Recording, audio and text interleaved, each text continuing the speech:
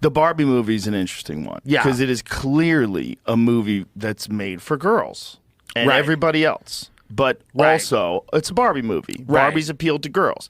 It's like saying Commando was not just for guys. Right. You know, with Arnold There's a few. Schwarzenegger. I mean, it's probably, there's a few people on the margins that will like it. Right. There's a few lesbians that go to see Commando and they're very into it.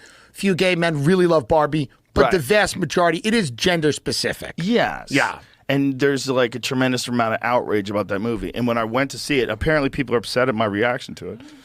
Why? Because I was genuinely surprised that anyone would be upset at the movie. Right. Because like it's just what they're mad about is talking about the patriarchy. But first of all, it's a fucking parody movie. Right. It's a movie about a doll who comes to life. And you have a doll who lives in that world where the doll's the most important thing. And it's all about Barbie and Barbie's world. Of course, the men would be superficial. Ken is superficial. Right. That's the plot.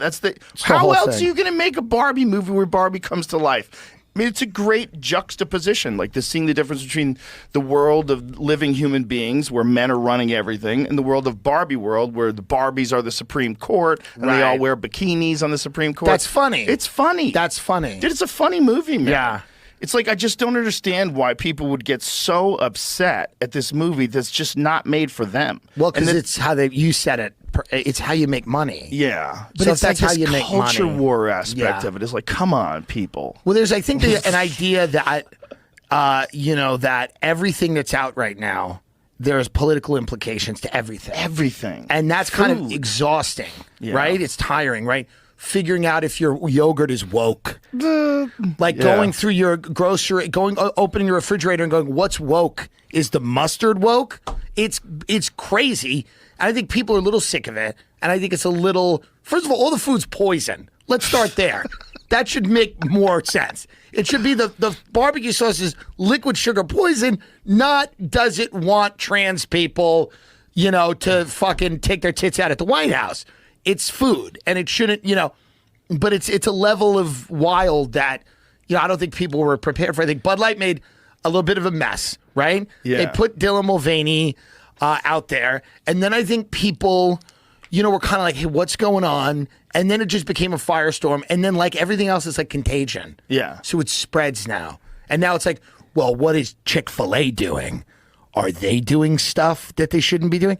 Yeah. It's getting tiring. Conservatives are trying to find fake conservatives. Yes. Like they're engaging in the same sort of behavioral that they accuse liberals doing of these liberal witch hunts. Yes. They're doing it with conservatives. Like you could never be woke enough. You could never be conservative enough. Some of them want to call people closet liberals. Or that term rhino. Yeah. Republican in name only. Yeah, it's for really, sure.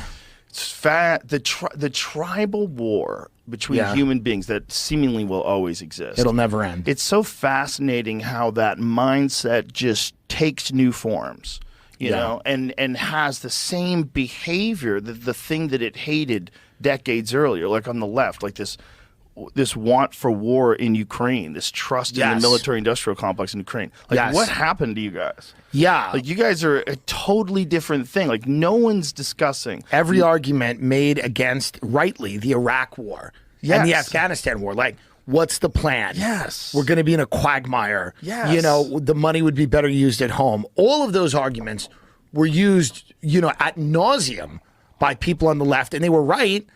And now if you bring up any of those arguments about the Ukraine, you're called heartless. It's weird. You're called a Putin apologist. It's weird. So and it's weird. The best take on it was Trump. Right. When he was doing that, what is her name? Caitlin Collins? Is that what her name is? The journalist that was asking him, and she was kind of like trying to say in a gotcha way. Right. Who do you want to win? Do you want Ukraine to win this war? And he said, I just want people to stop dying. And that is somehow controversial. Yeah, and because it's coming from him. Right. Anything that he says, no matter how logical it is, people are going to attack. 100%. And that was a very logical statement. I just want people to stop dying.